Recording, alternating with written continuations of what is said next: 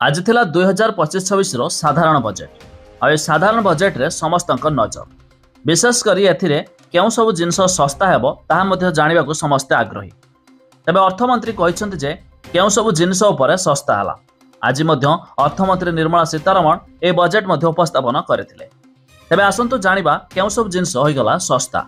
ता पूर्वरो वीडियो को लाइक करंतु, सब्सक्राइब करनथिले एबे सब्सक्राइब करी पाखर थिबा घंटी चिन्ह को दबाइ दियंतु। अर्थमंत्री कहिसंत जे बुणाकारक द्वारा बुणा जाउथिबा पोशाक सस्ता हेबो।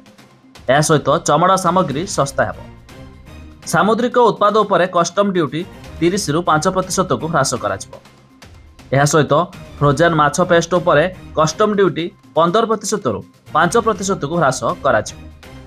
ता छड़ा जीवन रक्षक औषध एवं कैंसर औषध भी होइजिबो सस्ता। एथि सहित एलईडी एलसीडी टीवी रो दाम मध्ये ह्रास पाइबो। एथिरे लागुथिबा कस्टम ड्यूटी ह्रास कराजिबो। सेमिति लिथियम आयन बैटरी सस्ता हेबो। ईवी एवं मोबाइल रो बैटरी सस्ता हेबो।